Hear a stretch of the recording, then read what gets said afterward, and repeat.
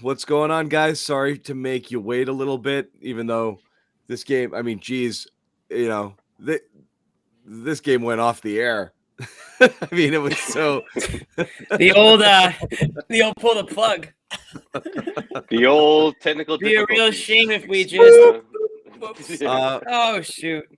But yeah, I mean, geez, we had Bobby doing play-by-play on Twitter. I look up, I'm like, let's check the box score. And I saw like it was down to 20 and Neesmith was a minus 11 in 3 minutes. I was like, oh my God. I thought this was going to be another walk of shame game, but I'm thinking what's going on, but then I'm like, well, wait a minute. This is Tuesday TNT. They do need some ratings. They try to, squeeze in another game there. The Phoenix Suns against the Sixers. Yeah. This game was pretty nuts. We're going to bring in Sherrod as well from Brooklyn. What's up, Sherrod? What's up, guys? BK. Hey, Sherrod. What up, dude? What's up, man? We got Bobby Manning down there too. He's listening in on some press conferences. He'll join us. Sherrod, I haven't seen. I don't want to make this a full trade deadline show again right out of the gate. I haven't seen anything like. Two questions. Well, one, have you ever seen anything like that 28-2 start? I'm trying to think back. I haven't. No, I was literally trying to said it never happened. Yeah, it had never happened. No, I can't imagine that it's happened. It maybe once, but my goodness, I mean, 20. I'm still processing that start because I'm literally watching it. So are the Nets. Yeah, you're never going to see anything like that again. I can't imagine that. So from that standpoint, this trip was so worth it to see a historic start. Right. From the other standpoint, that, there wasn't much. Number two, this is always that was a unicorn. This is Jimmy. That light's a little bright on your forehead, my man. I wasn't coming in a little hot. I literally asked you guys before we started. I mean, I was going to say but for like minute 10, minute 15. Okay, so now Jimmy's got a tan. Now you look awesome. So number two, Sherrod, what can we take? We've been struggling here because nobody wants to be like, well, the games are pointless. Like you're supposed to crush teams like this, and they've been crushing teams like this. But what can you take out of this, and feel good about going forward? Well, for me, and I think for most people, there's a certain level of mental toughness that they're playing with now that we did not see before. And yes, you're right. They were supposed to crush this team, but how many times have we seen them go into games where that's what they were supposed to do and it didn't happen? This, to me, was a trap game in every sense of the word. Brooklyn came in having lost 8 in a row. They're desperate to get back on a winning track. The Celtics came in having won 5 in a row, feeling good about themselves. It could have easily been a game where they let down from the jump and found themselves in a much tougher game than it should have been. But to their credit, not only did they come out and assert control, but they put the smack down on the Nets like we have not seen them do to anyone this year. And that, to me, is the value of a game like this. The fact that they showed a level of mental grit and grind that I just didn't think they had in them, even on a night like this. Yeah, well put, Rod. That's perfectly. I was going to lead with the Nets. So desperate for a win. You were expecting at least like a first quarter of maximum effort. And the Celtics were like, well, no, wait a minute. We're not done yet, guys. Like this winning streak is not only going to keep continuing, but we're going to continue to put forth this effort regardless of who we're playing against. And then when the Celtics, or when the Nets rather, go on that 11-0 run, the Celtics didn't stop. They continued to do what they needed to do to get well ahead, and they stayed there. We can hear you drumming on the mic, Jimmy. Is that on purpose? I was making sure. I couldn't tell it was working, so I had to check it's the volume meter. Can you guys hear this? I can hear that. Should we just everyone want to take a turn banging on it? Mic's on. You know what it's like for me over here. I got new things. I got new equipment. I'm trying to learn it all, make sure it's all connected the right way. Jimmy and his first world broadcast problems. I got all this new stuff. I got to make sure this shit works. All these new. I got this get these wonderful toys. A microphone, I guess it's called. Yeah. So, good. Good game. Good stuff. Marcus Smart, 13 threes. We're not going to talk about it. Let's talk about Jaylen. Come on. If the Nets made this a little. If the Nets made this a little more competitive, we would have got a triple-double out of Jaylen Brown. So yeah. I'm leading with Jaylen fans. Look at that, Celtics fans. And that was talking Jaylen. What Jaylen gets? Does Jaylen get the PP of the game? the PPG tonight? What does The that stand for PPA, again? the You just phenomenal made- player. Yeah. Oh, It's the Jaylen Brown Phenomenal Player of the Game award. Yeah. It goes to It's Jaylen named Brown. after him. Yeah. Yeah, it's named after him, so that way we're always talking about him in some way, shape, or form. Yeah. Who gets the Yeah, he's brownie always tonight? mentioned. Who gets the brownie? The brownie. Yeah, the Brownie Award. I like that. The Brownie brownie points. award No, goes man. to Jaylen Brown, a Instead wildly of Tommy efficient. points. Yeah, We need to get No. some sponsorships on that. I like that. the Me too. brownie. No. Wildly have to talk efficient. about- Wildly efficient game. 9 out of 12. Yeah, and Tatum wasn't that far behind. I mean, Tatum was what, 7 for 11 or Yeah, something 7 like for that? 11. I mean, and they were like that. They got started early. I mean, Jesus, how many layups did they hit? You know, that first half was a layup drill. That just that 28-2 run. Those guys were just like, it really did feel a very You know much what? varsity JV sort of thing. Like I can do whatever exactly I want, what it whenever was, I want it. You know, Like it that was. is what it was. So like, Varsity freshman, at least JV had put up a little bit more of a fight. That was Yeah. Freshman. this is like the JV getting called up to play in the varsity game, and they're just not. You're not meant to be in that Not ready position. for it. Yeah, so you got to take it for what it is. I mean, we've talked about it, I feel like, for the last 2 weeks. They're beating teams that they have to beat the way they should beat them. And this is no exception tonight. I mean, you played a fake Nets team. You played the Brooklyn Knots tonight is what you played. You didn't play the Nets. Oh, wow. You He played had the that Knots. one. He had that one Ooh. queued I up. literally, no, it just came to me right now, but you played the Brooklyn Knots tonight. You won't see that team again. Certainly Jimmy you won't had see that him in one the fired playoffs. up. He was so ready for No, that. listen, I am a. If he did, he New- played it off well. I'm a New York Post back page writer. All right, boys. I've had a few headlines in my day. That New was York like Knots. that's my favorite. That was one of my favorite things at NBC was trying to find that perfect cut line. You Totally. know. Oh man, Yeah. I used to when I was running the NBC show on the is huge on website at that. night. I'd come up with a couple good one-liners for the webpage. Jimmy had a couple double-doubles. He had a couple Me and my boy, double-doubles. me and my boy Cap. That was like that's what we would strive Cap, for. yeah. Cap Strive for that perfect cut line, right? Yeah. Cap, But anyways, Cap's still kicking himself over one that he let go like today at 6. You know, it probably hit him on the drive home, and he's like, "Oh God, I had it." The Knots. I should have called them the Knots. Listen, if anyone from CSN is watching, there's still time to include that in the post-game show. Brooklyn Knots coming out of break. But no, listen, I mean, it is what it is. You gotta take this game, take the good obviously out of it, but you can't put too much stock into a win like this, other than the fact that they did dominate, which is what they should have done. Mm-hmm. It's just hard to gauge. Like I said this last show, like I'm waiting to see them play a team that they could see in the playoffs and see how they stack up. I kind of want to see them stack. I just want to see how they look against them, what kind of energy they bring, if they can go shot for shot. I mean, it's easy to play against a bunch of bench guys that, they almost chalked this one up to a loss. I mean, James Harden didn't suit up tonight because he was like looking around at the guys that he was about to suit up with. He's like, nah, I'm gonna sit this one out. Who is this guy? This isn't why I chose to come here. Yeah, this is not it. Right. So.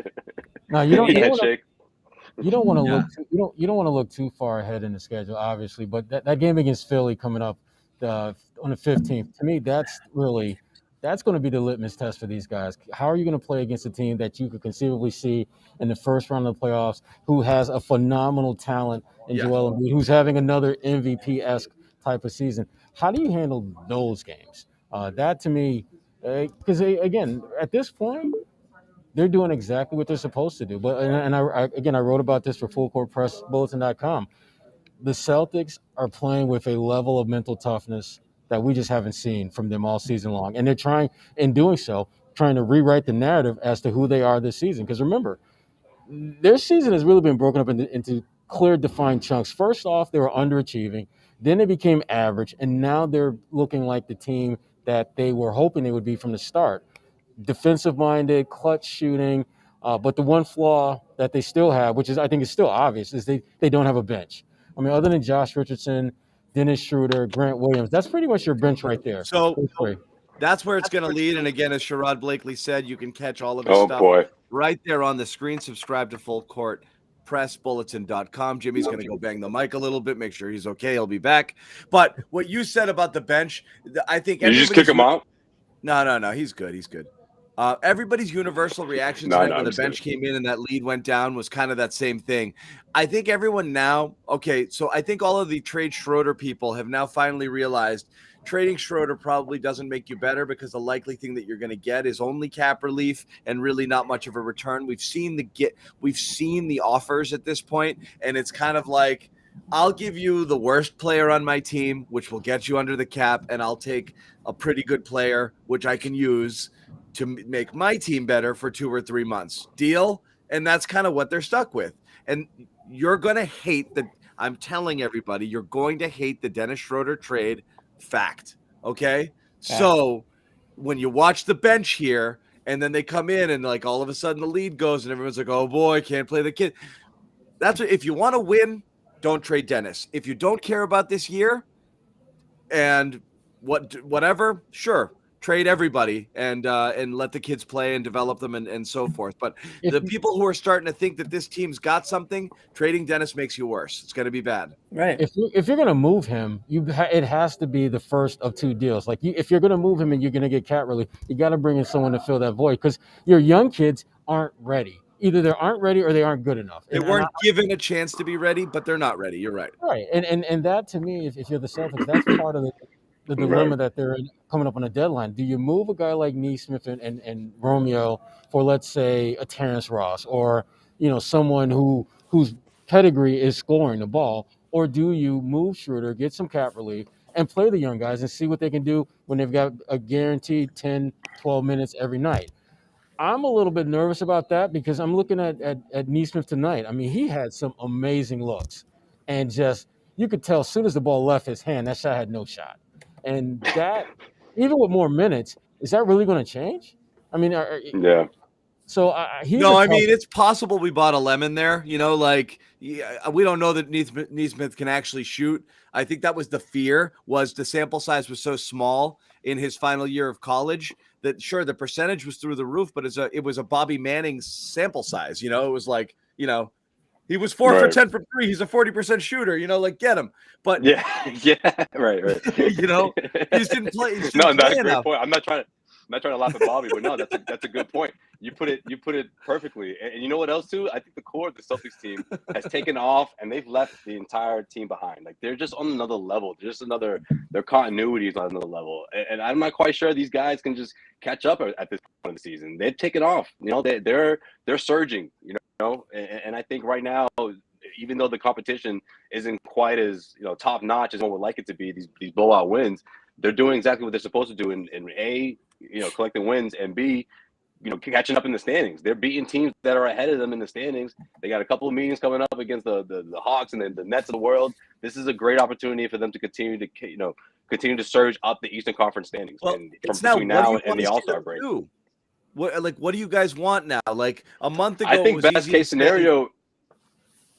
Honestly, I think best case scenario in a shorter deal is what I've been talking about all along. Maybe a 3-and-D guy, a sharp shooter. It's not going to be one that's going to be your 6th man or 7th man off the bench, but it could be someone that could crack your rotation and give you some production. Now, if that doesn't work out, we've seen what happens. What's happened in the past. The buyout market, it's slim pickings there, but this time around, this season, maybe you get something like that. But overall, I think what you see right now is what you get. This core is what you get right now.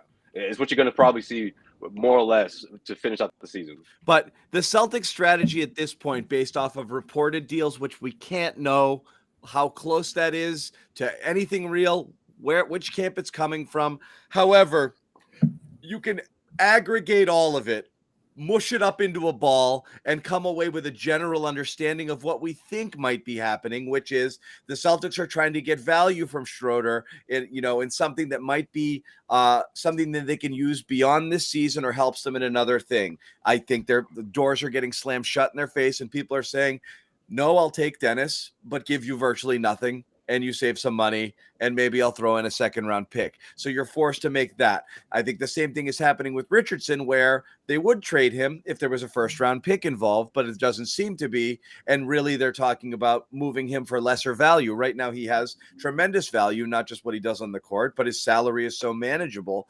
But you're almost giving him away too. So there doesn't seem to be a deal available there. And then the other one appears to be trying to package your kids and your recent draft picks that didn't work out for future draft picks in hopes that those work out. And it doesn't feel like anybody's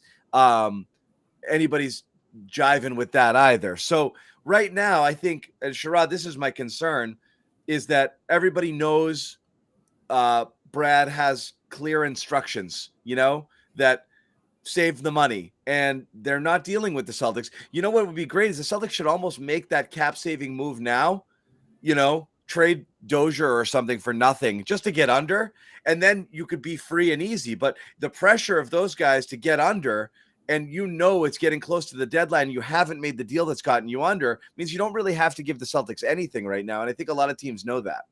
Well, they know that, John, and they also know that the Celtics don't really have a lot of what you call disposable options that they're comfortable parting ways with. If let's say Neesmith and Pritchard or one or both of those guys were playing at a level in limited minutes where you could see, well, if he gets a little bit more run, he could be really good. You could take a lesser deal because you'd have someone in the fold making less money who you'd come in and fill, some of that void that would be left. But the problem is your end of the bench guys, your young guys are not producing, and everyone knows that. You're going to have to, if you're going to move them, you're going to have to get someone who believes in their potential as opposed to their proven body of work, which is a lot harder to do than people realize. And the guys that you have that you really feel can help you now, you don't want to part with. And for example, a guy like Grant Williams, we joke all the time about Grant, but he is the sweetener in the eyes of a lot of teams to get a deal done, because they're like, if you want us to take Schroeder or you want us to take Josh, we would rather have Grant the player than a first round pick, because Grant the player is a proven commodity. But that's what makes no sense to me, Sherrod. Like that Schroeder deal, which is Schroeder for DiVincenzo, which would save them just enough money to get under. And DiVincenzo, you could pick up his option. You could pick him up for next year. You can argue if that makes you better. I actually don't know that it definitively does. But I don't think it does. I actually think it gives you a redundancy in one place and takes away a position of need, which is backup point guard. But whatever, that's a thing. But for them to be like, no, but I'll do it if you also throw in Grant. Grant has more value than both of those guys. Exactly. So like the add-on can't be the best part of the trade. Exactly. That was the dumbest thing I'd heard, because Grant is younger. He fills a need with the shooting. He's controllable. He's cheap. Like, why? That's the add-on. That's insane to me. I don't think people are dealing with the Celtics in good faith, in the sense of, I think it's kind of like, I know you're going to give this guy away, so just give him away, already. And I don't think anybody's going to do anything. Bring it in Bobby and Josue. Bobby, if we're already into trade stuff, but if there's anything on the game you want to hit on because you're there and you had a great vantage point, of Celtics wire-to-wire ridiculous blowout win over we are calling them, thanks about that Jimmy beatdown, Toscano, the Brooklyn Knots, NOTS. The play-in tournament team. He liked it. He laughed. Not bad. That's not bad. He likes it. Is that John original? I'll see you guys later. I'm out of here. No, that's Jimmy. He likes it. Jimmy. Yeah. This game, I guess Jimmy's two contributions, that and just banging on the mic for 20 seconds to see if we can hear him. Yeah. 2 for 2 on content in this show so far. The two most memorable moments by far. That's it. That's what I do. Make them count. So these starts have been something, right? Like, this was a problem last year. It was an issue early this season. And to see a team that's been on a roll, coming out hot over this whole entire streak now, 17 games, building a 28-2 lead, that's impressive against any team. Never mind, I guess shorthanded, you take it with a grain of salt, but that is got to be one of the best starts in an NBA game ever through 5-6 minutes. They just were stopping the Nets every time. What was the stat, Josue? Did you get it? No, I mean 28-2. That's never happened before. Wow. I mean, yeah. John said in the chat too, like, this is going to be historic what's going on here. We've never seen this, right? I mean, I can't, right. And obviously, that was. So I do think this game said more about the Nets than the Celtics. Celtics just hit another opponent that had nothing on the court, completely disheveled. A coach who, I don't know if he knows what he's doing at this point, to be, with all due respect to Steve Nash, this season has been an absolute disaster when they've been missing guys, and this was rock bottom for them. 9 straight losses with this team. I don't care who's missing. That's that's just inexcusable. So I don't know what they're going to do Friday. But as for the Celtics, they're in a great place defensively, as we've talked about. They're turning into offense. They're playing with incredible pace. It's the same story night in and night out. The most inconsistent team in the league is finally starting to string together quarters and games and weeks at this point. So they're still super thin. The bench, once the TNT feed cut out, as I heard you guys dealt with, wasn't pretty again. I think people I was were probably relying happy to on not you, see it. Bobby. Yeah. You were our play-by-play. A lot of Neesmith drives, off the backboard, and Pritchard missing jumpers, and Ennis dropping misses. balls in the lane. You could imagine, Bricks. yeah. We're Just laying fairly down certain that bricks. TNT purposely lost that feed, and then when they saw who the Celtics brought out there, they said, "You know what? Let's just keep the other game on. Let's keep this Sixers game on." Yeah, they got The it producer together. was I like, don't. no one's gonna watch the second game if we don't switch it Yeah. right now. I don't think it got any worse than 17, but 35-17, seeing that lead drop down to that level, like it's bad right now. And I am curious how they're going to reshape this bench. I heard you talking about Schroeder. You just get one bit thinner if you end up moving on from him in the wrong deal. Ime keeps talking about health. We're healthy. This is like we weren't healthy early. Now we are. That's the biggest difference. Well, what happens if they're not healthy again? Does this just all fall apart? That's Yes. no team's ever fully healthy. Yeah. Yeah. Well, Bobby, we knew from the jump that there was a very small margin for success for this team to really have just one of those really awesome seasons. And we're seeing what happens when they are clicking in every way, shape, and form. They're beating the crap out of teams. But to your point, Bobby, there's any domino that is out of place in just their top 8 now is a major blow, because that means you're either going to lean heavily more on the Jays, or you're going to look for Marcus Smart to be more of a scorer, or you're going to go in a direction that takes away from what you do well now, which is balance offense, across the board defense, and timely contributions from 2 or 3 guys off the bench. Everything is they're rolling 7-11 all day long right now. When everything is just coming together, and I'm worried that if one piece is slightly derailed, the whole house of cards is going to fall down. That's how it feels with this team, that they're just one injury away from being back to that inconsistent team that we saw. But I don't know where you go. Like, Smart gets hurt, Schroeder's gone. You're suddenly starting Richardson at point guard. Like they'll go across the wing. All of a sudden, you're back to Romeo Neesmith pretty quickly in a situation where 1 or 2 guys are down. You hope that you don't have to go through that. But as a roster, especially in this COVID era, you have to prepare. That's what I mean. Is like, is the right hand loss? Is the right hand talking to the left here? Because if the plan is to trade people to get under the tax, and you're going to make the team thinner and you're not going to give them help, maybe right now they should have been playing kids to develop them a little bit more and not be leaning on people that may or may not be traded because you're either pseudo rebuilding or you're trying to gain future assets or get under the tax line. Like, it doesn't make sense to me. Like, if you wake up down one player and everybody else in the organization is like, we're going for it, right?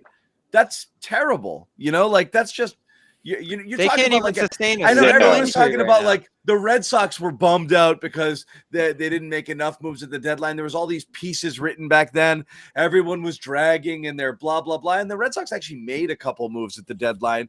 They just didn't make the biggest moves. If you go backwards with a contender here and you sell off a piece that's actually useful, like, what kind of message does that Do you send? think they're going to take that into consideration, though, John?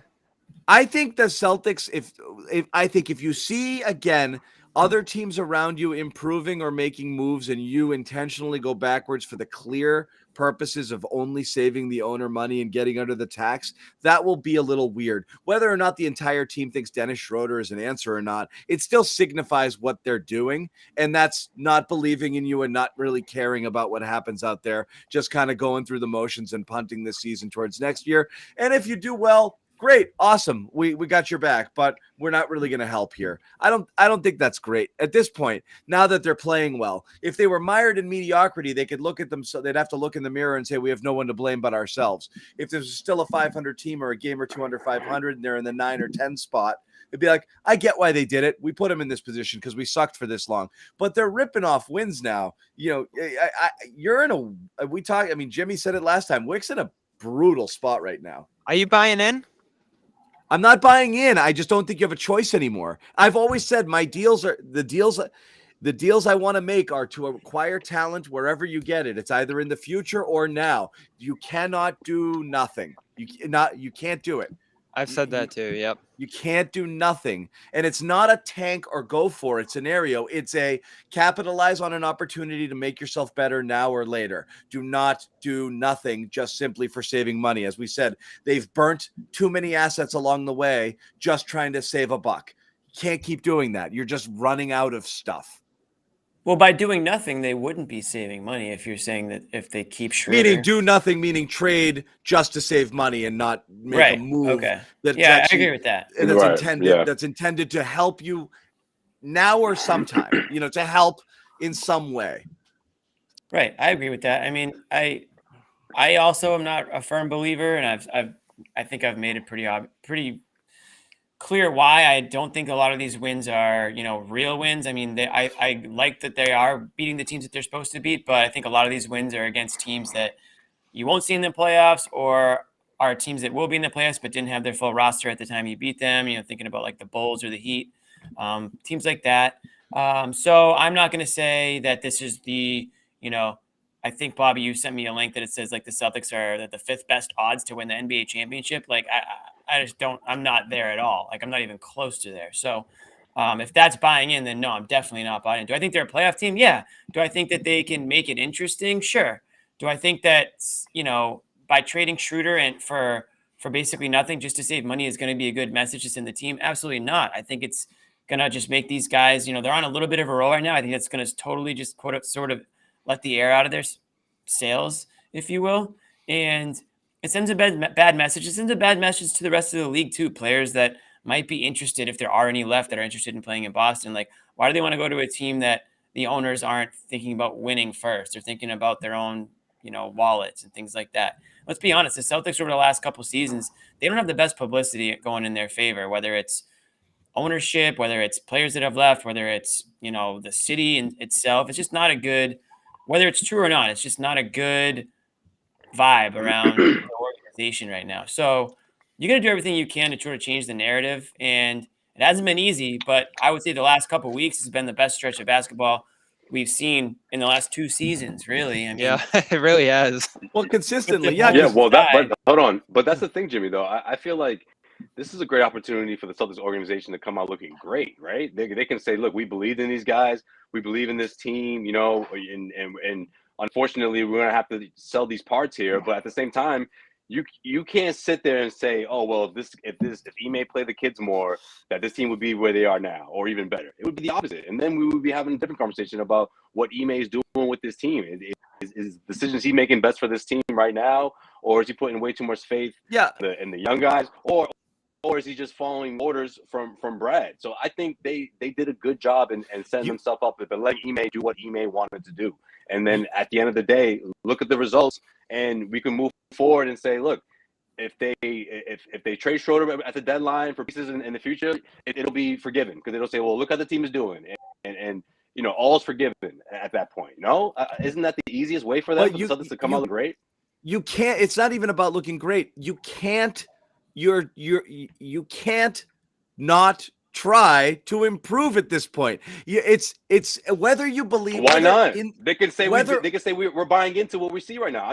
I'm saying no. They have to do that. Whether the 5 of us believe, or Celtics fans truly believe out there that this team is a legit contender, they are currently 4.5 games out of first. They're on that line of the wide open. Out of the they also have major holes. Right now, after tonight, their point differential is the best in the Eastern Conference. You can't convince now at this point. You are, whether you buy into all of that stuff, and I do think there's a tremendous amount of good fortune that's gone into a lot of this. They've faced a lot of teams at their absolute lowest, but they've crushed them. So they're doing what they're supposed to do.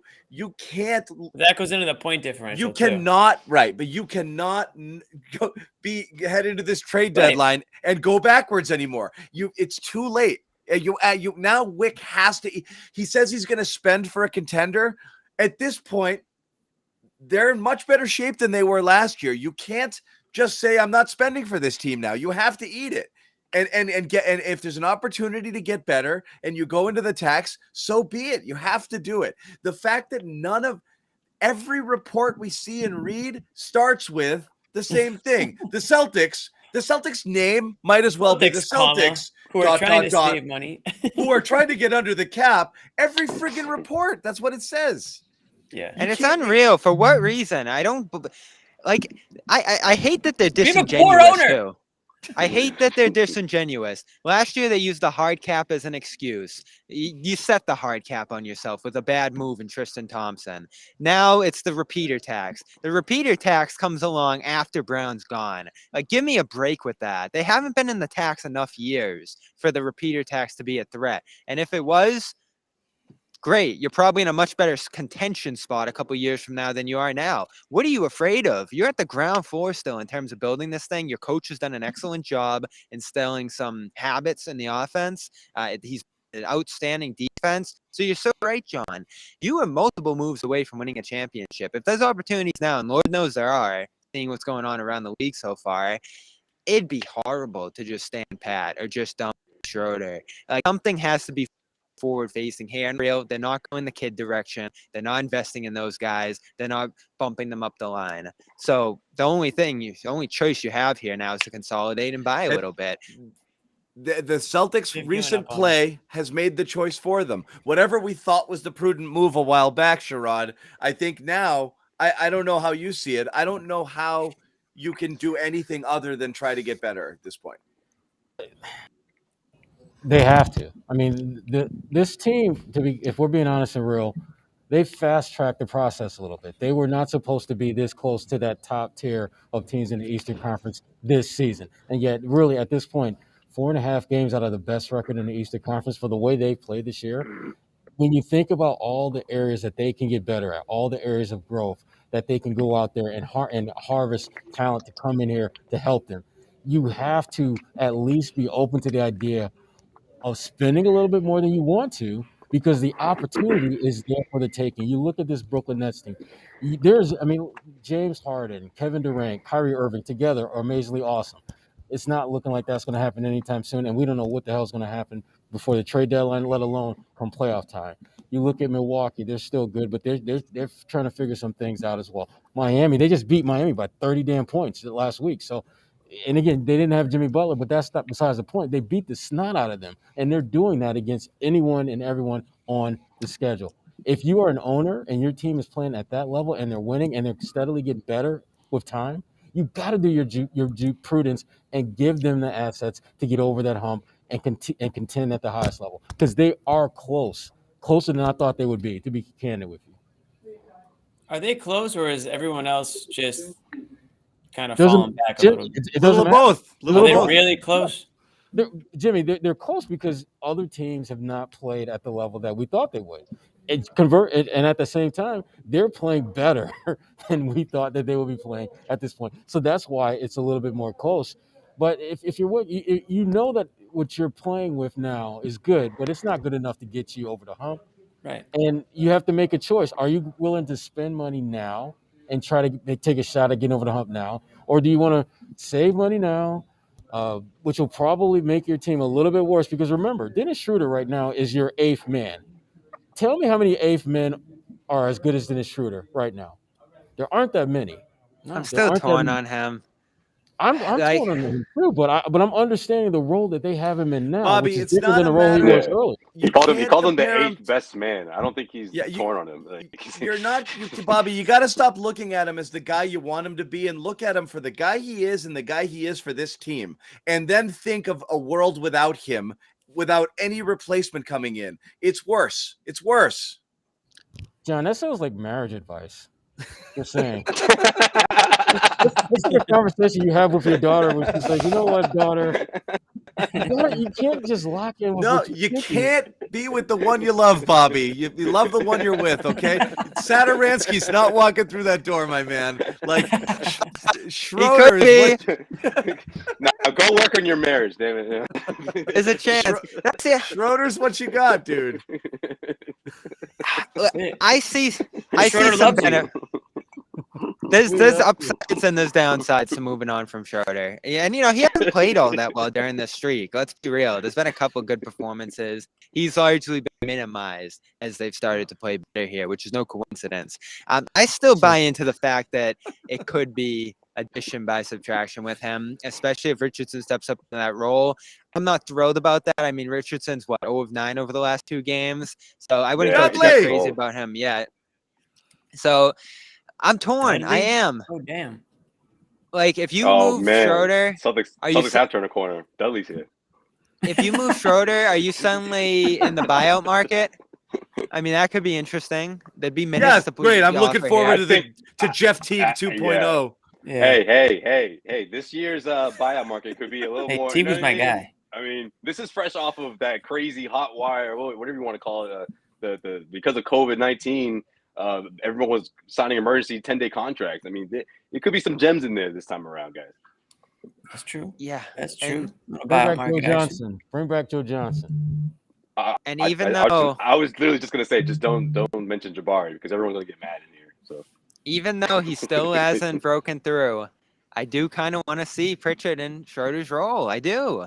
Oh boy, it's extra shooting. So let's be real. This streak, it's great. You're still shooting 34%. What you did to Sherrod. You're still shooting 34% from 3. Where's your shooting coming from down the stretch? Because you're going to play some teams that are going to outshoot you, and you're going to miss some great looks, and you're going to say this again. Oh, we missed open shots, as they have throughout the stretch here. Pro-am Peyton Pritchard is not walking through that door, okay? He's your best shooter. All right? He's your best shooter. I'm telling you. The stats tell a different story, Bobby, but that's fine. Yeah.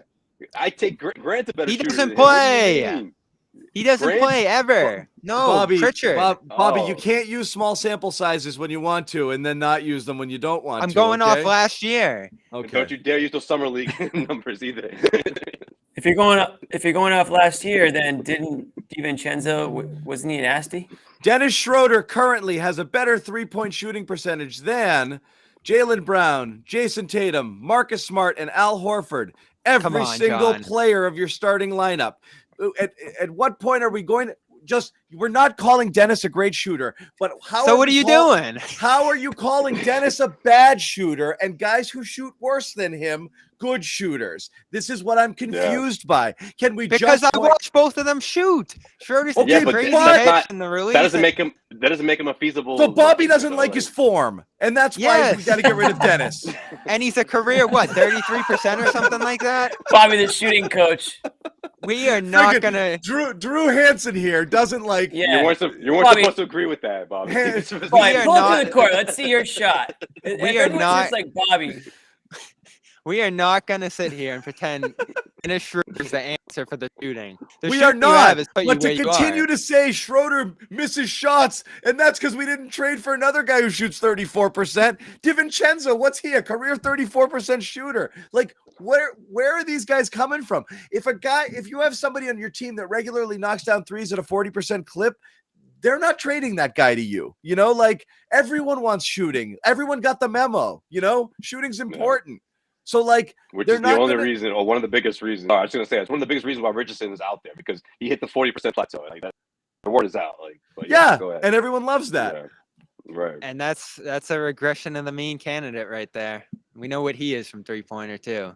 But then again, 2 years ago he was the it guy. You know, so like you don't really know the Josh Richardson situation and what he's going to be. I am a sell high guy, so if anybody was willing to give you a bunch of stuff, it's hard to look at it and say, well, you know, he's been pretty good for us this year. And so again, their guys you have to be overwhelmed. Right? You have to be overwhelmed for one of these players, right? You have to be like, wow, you want to give me all of that? But trading Richardson only makes sense if you're willing to take on a player that you value more, who's more expensive, and I don't know that they are, right? So, Sherrod, what do you think they see in Malik Beasley? Because you just hear his name over and over and over again. He is a good shooter career-wise. Good shooter, has some defensive versatility that I think they like. Yeah. And again, he's a good player. He's not a bad player. It's just a matter of how much is it going to cost you? Because he's definitely worth pursuing if you're the Celtics. And that's such a Brad guy too. Yeah. And he signed on a great deal. Yeah, and that's the other thing too. I mean, it's a contract. It's one of those definite low risk, high reward type of deals.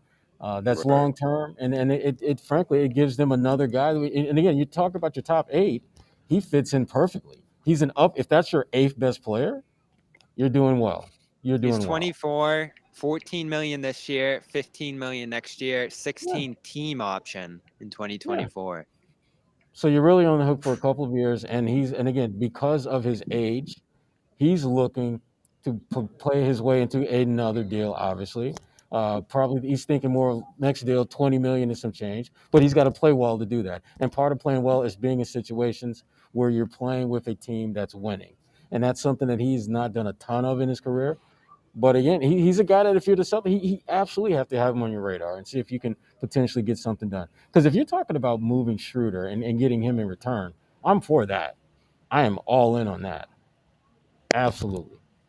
Because to me, that's an upgrade. It's all about WWWD. What will Wick do? What will that's where we're at right now. Or what will Wick let Brad do? Again, it's so hard to know. It's so hard to know.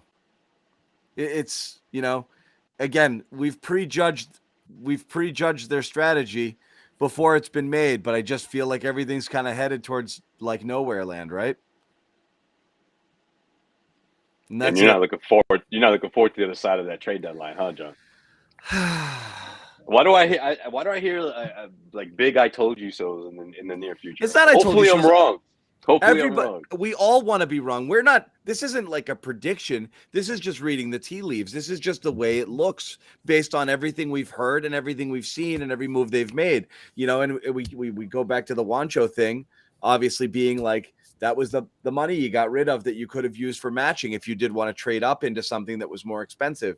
It just doesn't feel like that's what they're doing. So I know. It is, but at this point, it's frustrating. But given the momentum we're seeing right now, you don't think there's a legit opportunity for this team to grab that 4th seed? I know it's weeks ahead of time, but it's harder if you sell. It's harder if you sell parts. Who out there do you guys like? Of any name mentioned, whether or not it's real or not real, which one do you like? Terrence Ross. That's the one I love.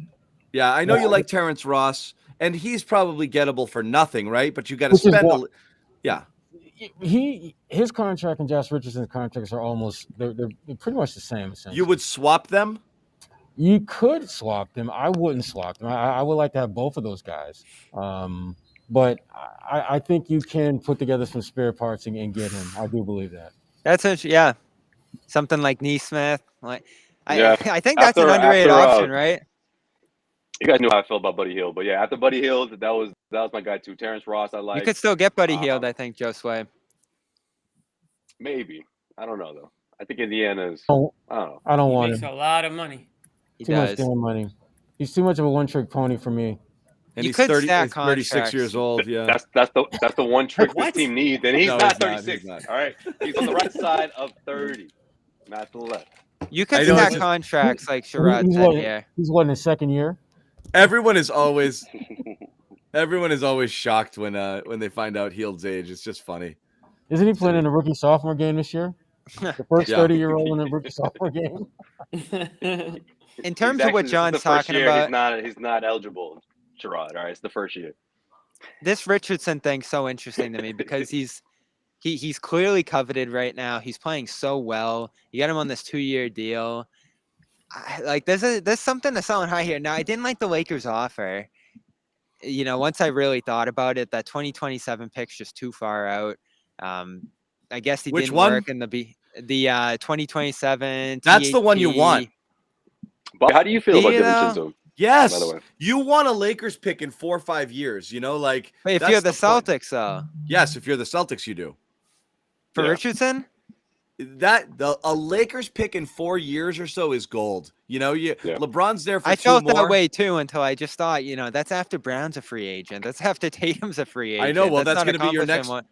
Yeah. Oh yeah, because John's done with Brown and Tatum. Yeah, that'll be your next Jaylen. Yeah, we got to reset. Got to reload.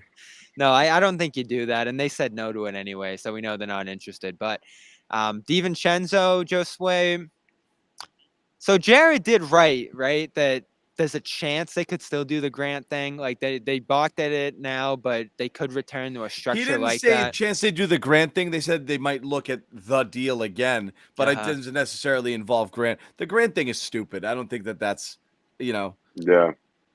It's tough, but you lean no, just because you know what you got in Grant, you know how he fits here. Why and would you like even that. consider yes? I'm failing to see any upside. I like Dante as a player. I do. It's just I can't do that. Yeah, you can't. You don't think Dante has more upside than Grant? He might. He's a little older. You know, He you does. kind of know what he is. So, you kind of know who both guys are for the most part. But yeah, I don't know. I mean, it's tough. There's a fit issue because Grant kind of plays a pseudo big spot for you. He can switch on the bigs and stuff, and he can switch on the perimeter too. I think Grant has shown. And Grant's a good guy in the room at this point too, right? Well, that and he's also he's recognizing. Yeah, he's also recognizing how he has to expand his game. Like there were a couple times where he recognized that he had a smaller guy on him, and rather than swing the ball to Tatum and Brown, he backed him in. And I inside, I'm just clapping my ass off when I see that because that's what you're supposed to do. I love that. It's just he just put his ass out and just backed him all the way down. Yeah, I mean, it was like vintage Jared Sullinger. That was his game. Vintage Jared. That was Sullinger. That was Grant's game in college. All right. If you know, it was. He's a great post player. He doesn't get to show it off Grant much. was a bulldog down there, but you could get away with being a 6'4" power forward in college. Right. It's really it's hard to do it here. But I think Bobby Grant just like I feel like he's got a seat at the big table now, at the big kids table now, right? I feel he's lifting weights with friggin' Jason, Post game, he's in Jason's Snapchat and they're smiling and buddy together. Like that's so great. Obviously, he's reached a level where he's not only vocal with those guys, but he's also feeling confident in his game. He's having lunch with the cool kids now. Yeah, exactly. How much does the friend factor factor in here? Because right now Tatum appears to be kind of buddies with Grant, kind of buddies with Richardson. It didn't mean anything for Javonte Green. It didn't. I was just about to say that was his guy. I mean, that was his guy. Yeah. But these guys might be a little bit more talented at this point in their career than Green was. Not saying Green wasn't talented because clearly he has shown that he can play. Right. But I mean, I think there's something to be said about that, John. But I think with the right deal comes along with any of those players, they would do it.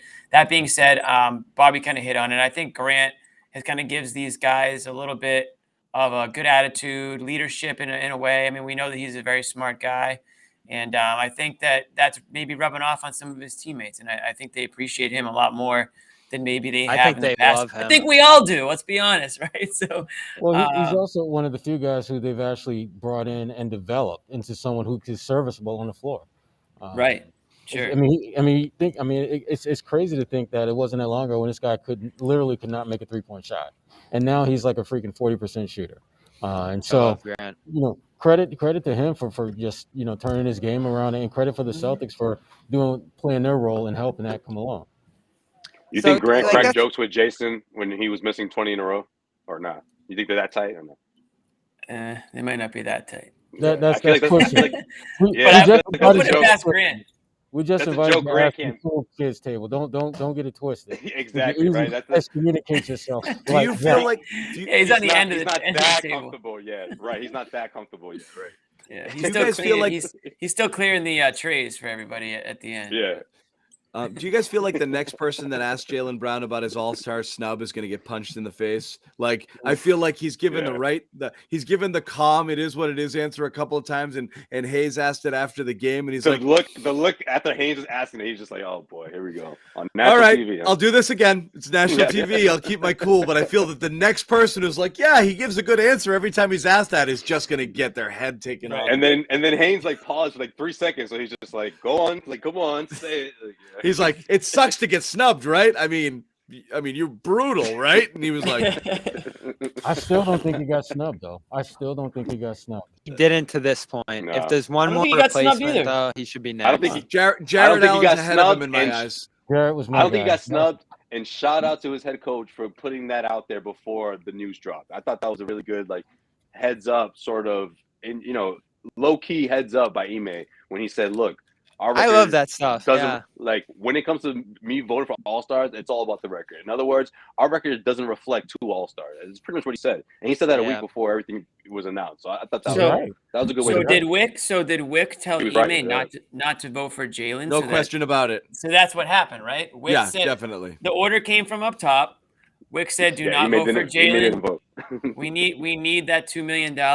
I better not." He said, "I want to see your ballot before you submit it." Is Wick just checking his phone right now to see if somebody bows out of the game? Send me a picture of your ballot right now. Every game, he's just looking. What a mess that would be, right? Ugh, totally. For him. Somebody said Wick's got to. Someone says Wick's got to go. Wick's got to go to the bank. Is where he's to the bank, right? Take out one of those home equity loans, bud. Do something. Yeah, we've talked about starting GoFundMe's. I guess we'll really know the answer after Thursday if we should get serious about this GoFundMe for Wick. Here's my thing about this deadline. We talk about all these deals that are rumored out there. You don't love any of them. Like normally you hear about a guy you really. I know like, we're not even pretending, right, Bobby? Yeah. Last year it was Gordon and like Fournier was like the 5th best thing, and it's still a significant signing. You were talking about Barnes, Gordon, a whole bunch of different guys. We haven't talked about Barnes. It's so depressing that right now it's like, which of these 3 Scrabinos on the Cavs do you want? You know, it's like, it's so bad. So it's gonna stay pat. And you know what? The only reason I'm kind of fine if it stands pat is because there's a chance you can do something in the off season. Maybe you want to get ahead on a Brunson thing now if you really want him. You know, you can look back to Lonzo Ball and see how that went in the off season. It was too late.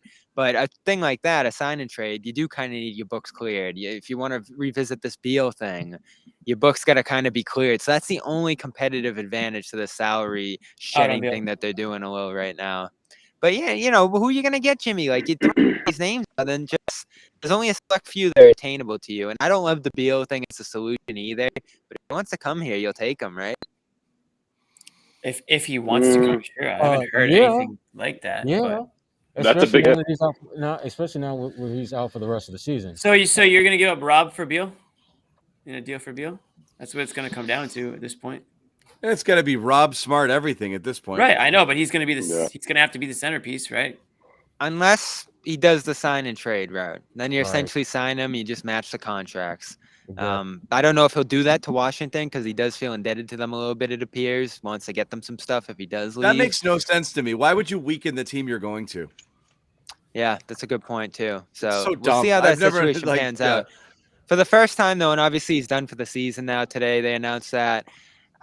I feel like we're kind of back on that thing again, right? Because what else would you be like setting your books up for here? And I did guarantee it. Flexibility. I guaranteed it. So I don't see anybody else that like they would have their eyes fixated on. Maybe a Brunson.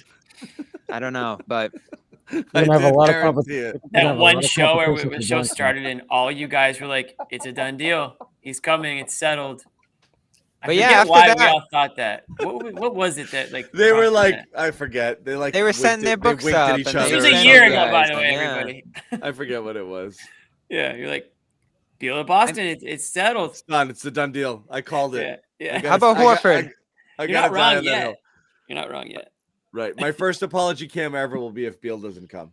How about Horford? He's the only other guy. Second apology cam might be Thursday. If they make a huge move? Yeah. If they don't just do what we all think they're going to do. Yeah. For getting preemptively mad. Would you think about sending out Horford? Sure. For who? For what? You can match a lot of different guys with his contract. Yeah, I mean, Barnes would be one. I guess you're probably not going to do a Grant type thing with him. But, he's a salary matching guy. He's a guy that you can really get below that tax line heading in the offseason and the hard cap line if you send him out here. It'll be interesting if they do take a move in that direction because he's in a weird spot right now, right? Because he's critical to what they're doing on defense. He's still passing well. I thought he had another excellent passing game tonight, but man, he cannot hit a shot. And it's brutal. Like, I don't know what to say about it at this point anymore. Like, everything rims out. It all looks good. He just can't hit them. I felt that.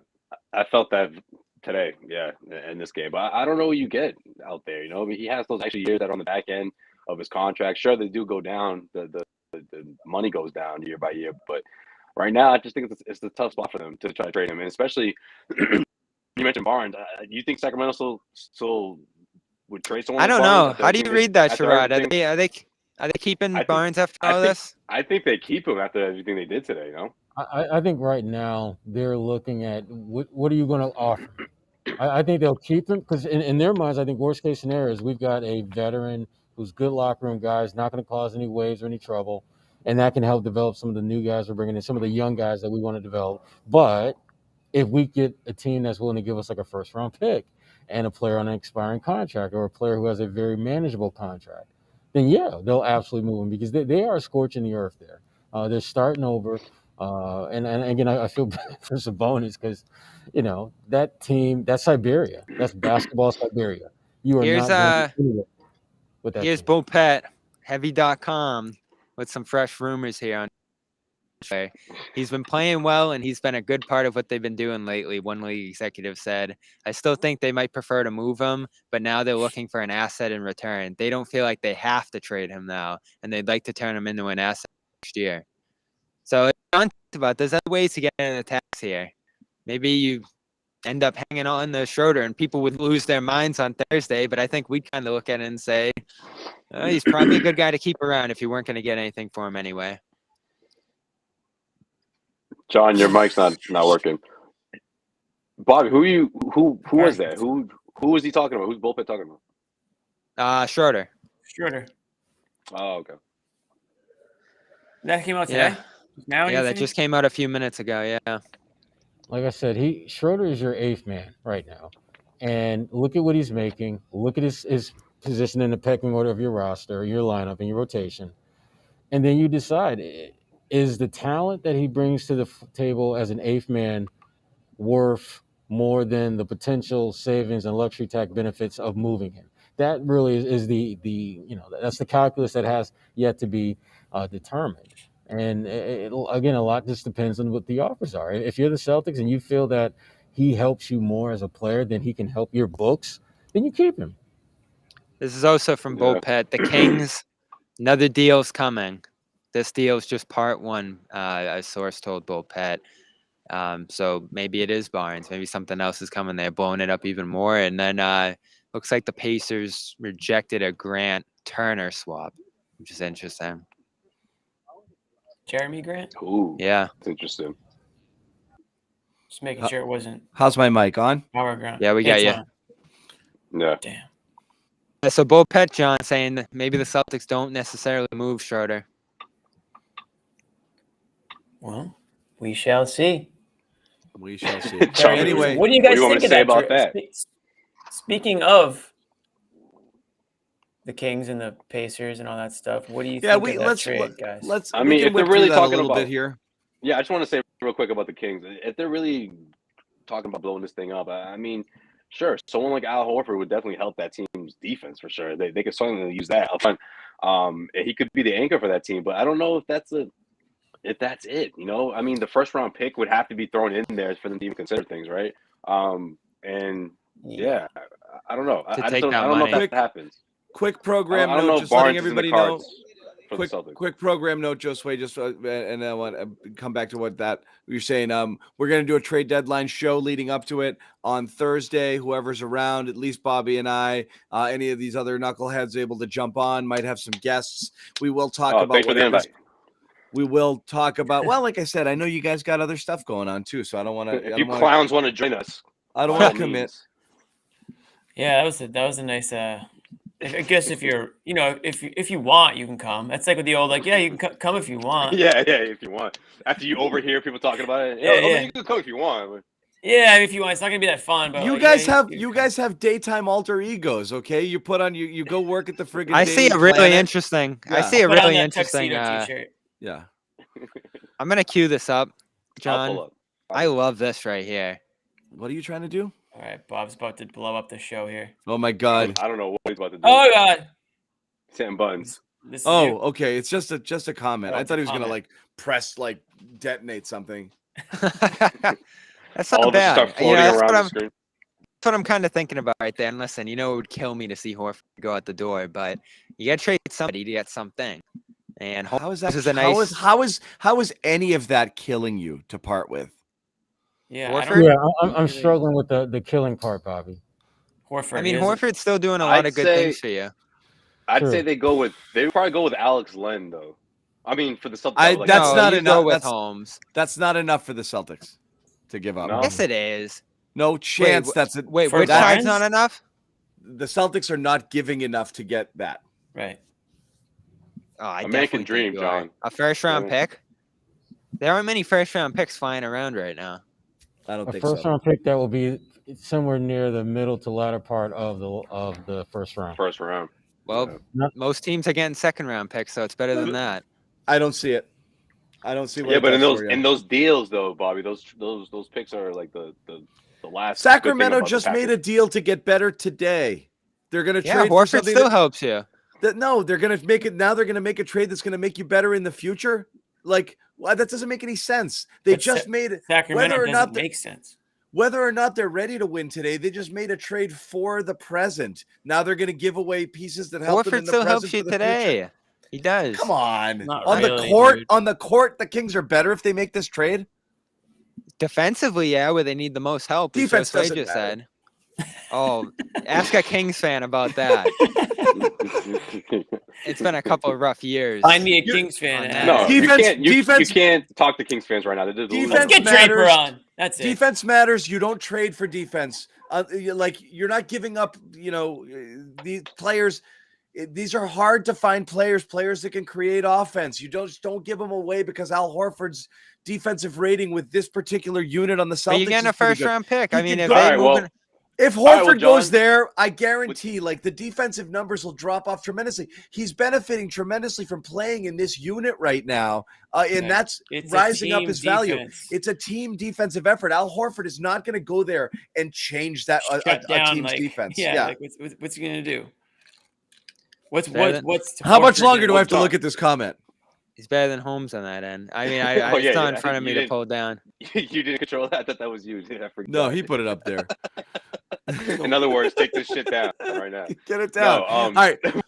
no, real quick. All right. No, I was gonna say, with that being said, John, the fact that the Kings got the best player in the deal, they finally got a big man, an all-star big man for the first I time can't since believe DeMarcus. Since what? DeMarcus Cousins, which feels like about a decade ago. Josue's the only one alive that likes this deal for the Kings, by the way. So I I want to hear like you. it. That's not true. So- do you know who I am? Like, Oh, you like get it the too, best Jimmy? player I in the saw deal. Chad Finn liked it too. have, I'm sad for yeah, my Josue- Pacers. Josue also liked it too, Bobby. And you get someone that can actually attract future all-stars. I mean, that's not going to happen overnight, but they had to do something like this. Guys, we're talking about over 15 years without making it to the playoffs. In the Wild West, there was no way. Making the team was 8th gonna seed is not an compete, accomplishment. It is for Yeah, them. but Bobby, Listen, it is for them, It is a- especially when you It is have a huge when deal you for them. yeah, it's a huge deal for them, and especially when you have again, you won the Celtics deal, might you too. have an all-star, and shit, he's 25 years old. This is a good I day love for the Sacramento Sabonis. You know Kings. how much I love him, but the only very few guys I love more is Tyrese Halliburton. And man, is that All right, well, gonna Bobby, look how bad many- if he goes? How many big men are in the league are head and shoulders better than Sabonis? I agree. No, he is amazing. Like He was my 5 pick. maybe. wow, look at all these If Sabonis 6? fans coming out of the where. I Like, mean, come on. If you had to pick anyone to pair with the Jays, in my opinion, it'd be him. You know, more than Beal, more than some of these other By- names that get thrown around. By So, next year, the best player in that deal will be Halliburton. I think That's you where got I'm at. I think you got the best player in the Really? deal for you got the best player in the deal for Save the about 3 tape. months, and by next year, the one for one Next swap's year? gonna look bad. Yeah. You are bugging. Get out of here. Maybe 3 mean, years, maybe 4 years, 3-4 Next years, year. maybe. But I Next mean, year. I think both I'm with players John. can't both players just be really good players? I mean, it's kind They of like can be. They not can- anymore. No, Yeah, they're we gonna all be just get compared. along. All, I they're gonna be mean, compared to each other. For a long time. Sabonis kind of took a lot of ricochet shots today because I think a lot of NBA fans were just surprised that the Kings would get rid of Halliburton because they thought he was going to be like part of their future. And You have him for all this 7 stuff. years. 7 years controllable, pretty much like that. Sabonis has gone in Right. 2. This is crazy. It's a crazy deal. Right, but we're talking about two different things now. And in that sense, sure. I mean, from a business standpoint and keeping a guy on your roster controlled, sure, I get that. But Sabonis is also an extremely talented big. And I've talked about him on this show numerous times. John hates him. He's said it many times in less words, but he's basically said he hates Sabonis. You hate Sabonis, I John? did not say that. Yeah, we can pull the tapes. You basically said it. The other day, I grudgingly said I would give my firstborn away for him. I said I would trade Rob. When was this? You know how much that hurt me to say? You and Sherrod were missing, dark stretch, though. That was during that dark stretch of the Celtics. Yeah. I just said it last show. No, you were out, Josue. Previous shows, you trashed Sabonis. I just said, no, I didn't. I said if you could get Bobby and I fake news, but go ahead, Jimmy. The thing about Sabonis is that people who are Sabonis fans will say that he's one of the most polished bigs in the NBA already at 25. His passing, his defense, his touch. He needs to work on his outside shot, but I feel like he's the type of. I mean, I already can tell that he will develop a more consistent 3-point shot. Just the type of player he is. Strong though. Exactly. He's just kind of like he's just smart out there. So, yeah. Am I surprised? I'm surprised that he went to the Kings. I feel bad because we already know what that means for his career. It's pretty much over now. But prior to this trade, because he's going to the Kings, it's unfortunate. There's gonna be so much. There's gonna be so much of this in the next couple of days in this show. Prior to that, though, that was my biggest takeaway, Jimmy. Oh, don't listen what to a him, horrible play! Do not listen to him. You have a blast. All right. I wanted him in Boston next to the Jays, and he's going to Sacramento. I mean, two guys that we've I guess dreamt about coming to Boston. Yep, just that's got the flipped story for each here. other. And that's what it comes down to. And once again, that is a story because once again, the Celtics are on the outside looking in. Two guys that could have made this team exponentially better this season and for seasons to come. Not going to happen. So mark those two guys off your dream scenario list. I don't even know who's left. Beal's not on the list anymore. Lillard's not really on the list anymore. Who's left? I mean, really, this is your team. I guess this is going to be your team. Ben Simmons, Ben James Simmons Harden. is still on some people's lists. Stop but it. Those two guys might be flipped for each other in the next couple of days too. So we're running out of options here, folks. Miles Turner. Before we wrap, because we are going to wrap. Do you guys think this? You guys think Simmons gets done? No. Yes. No. Yes. Yes. Where's he going? Glenn. I think that swap might happen. I'm it's saying happening. no. Why do you think Harden sat out tonight? I think he's because he looked at everyone around. Harden and said, I'm not going to work depressed. Today. Yeah, he's depressed right now. He's just like he's depressed. He doesn't know what had just happened the last 6 weeks or whatever. He's not wasting any bullets for these chumps right now. He's not going out there. Like he knows. I don't think that you could take that risk and have Simmons and Kyrie on your team at this stage. I mean, you're talking about the Celtics still having a chance to win. You're telling me you'll get more than Simmons. That mandate's going to come down in New York, so Kyrie's going to be playing soon, I think. And then Durant comes back. If you're the Nets, it makes more sense to roll the dice so you can win a championship with the three of those guys healthy than to make this trade. Wait, so you don't think it's happening, especially John? with those guys. But they're so damn moody. Just wait till how they feel in a couple months. But I think they're really worried Harden. I think they're really worried Harden walks for nothing right now. Yep, this summer. They're really worried. If you're the Nets, you don't want that hanging over your head with Harden. If you're the Sixers, you don't want, can we get Simmons back on the court? So I think hanging it might over your happen head for the rest of the year. Yeah. One team has to decide who's the alpha.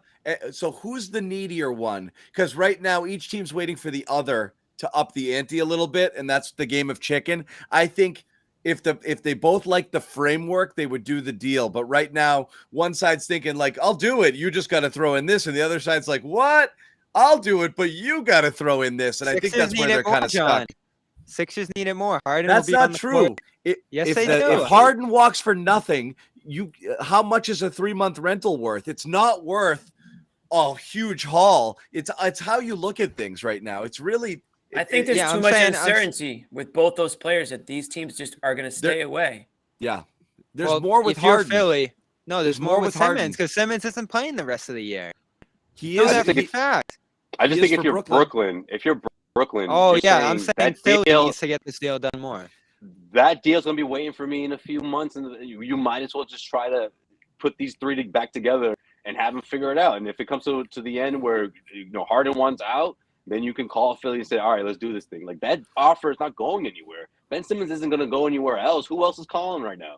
Who else is picking up that phone call? You know what I mean? Like, I just don't see it. I honestly don't. So is that Kings package similar to, you think, the one from today, is that similar to what you think they offered for Simmons, or? I think it was Hield, Barnes, Fox. Or maybe it would have been Halliburton. Yeah, it would have been Halliburton because obviously that's Probably what they chose out of those two. Yeah. And you would have taken Harris back. Why would you not Sacramento. do that? Right. Why I know. would you not do that? See, that to me is a much less riskier move, and you can win it now, and you've got talented players, moving forward. Their obsession with Harden's a little surprising. It is, especially since you've seen what Harden is this year and what money he's going to get on this next deal.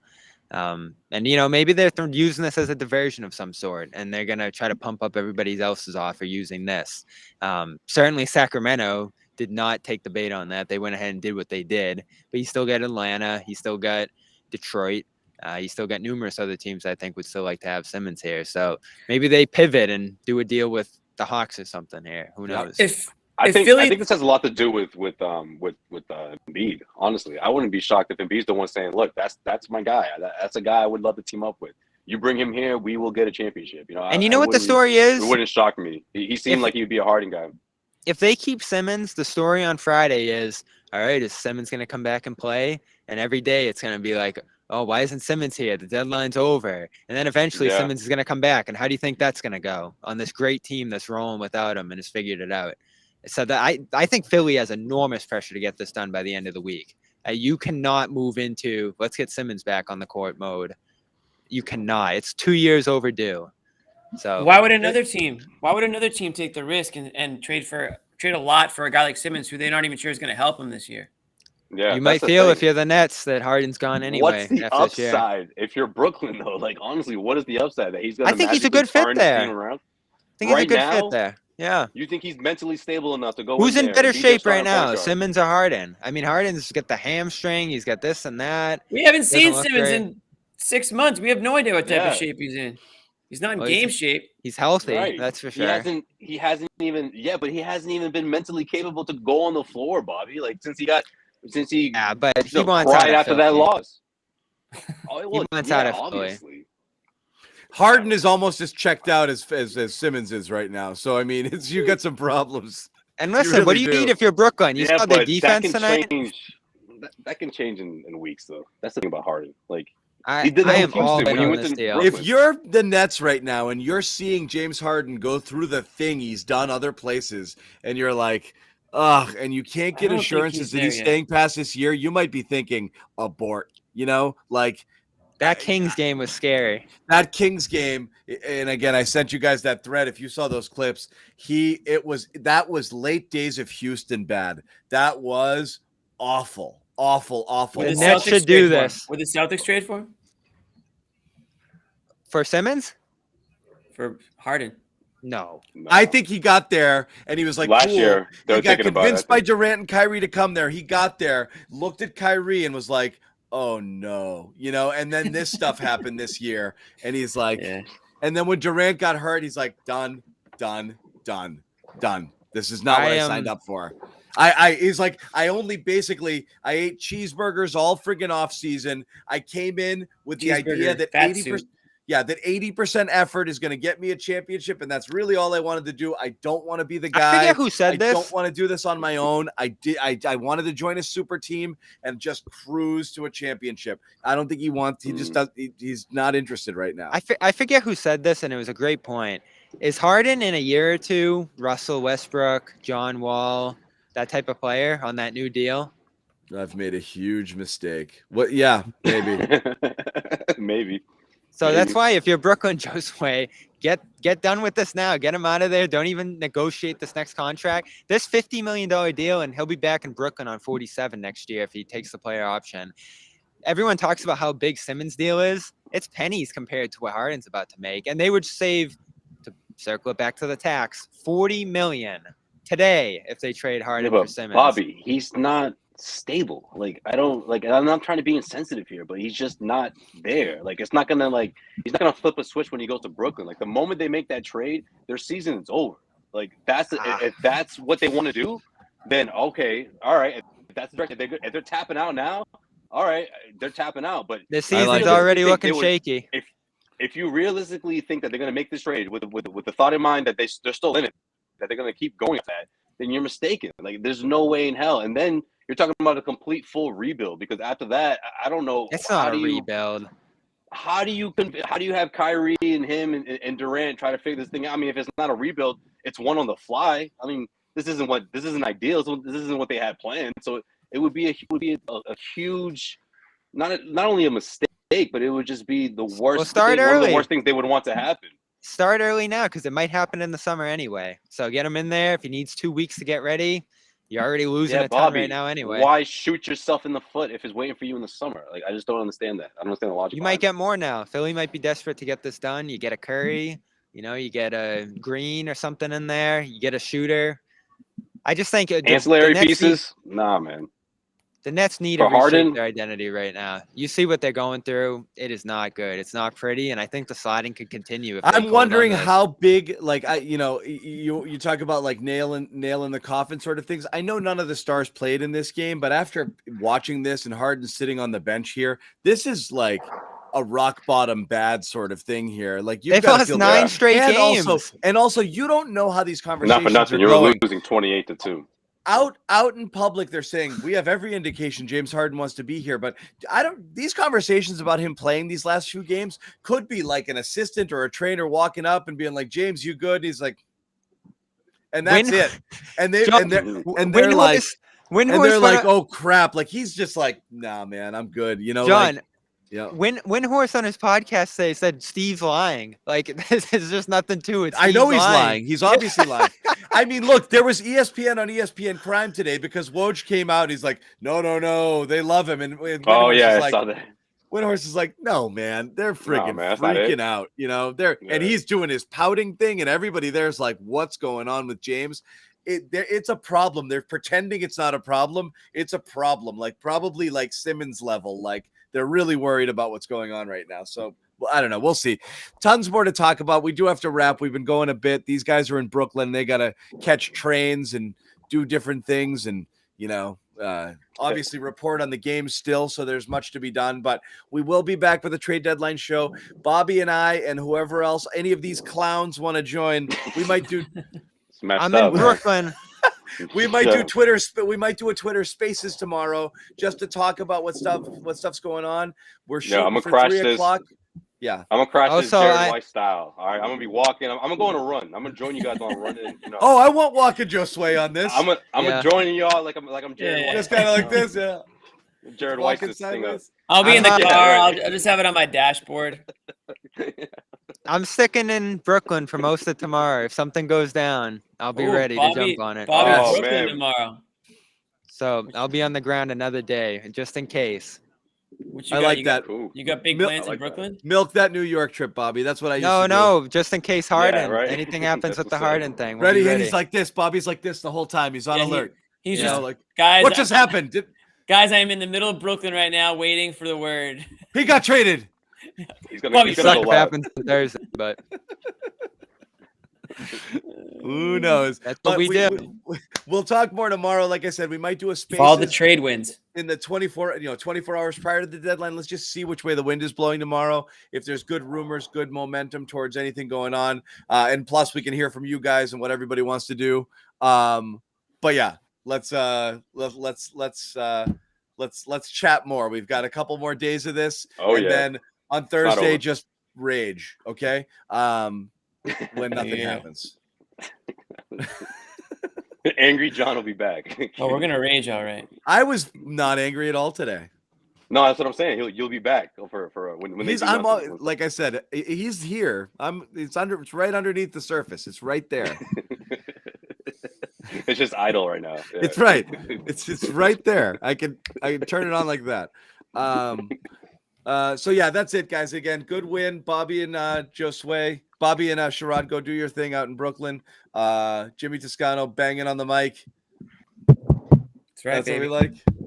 It works. It works. They haven't shut me out. They haven't muted me yet. We'll see you guys next time.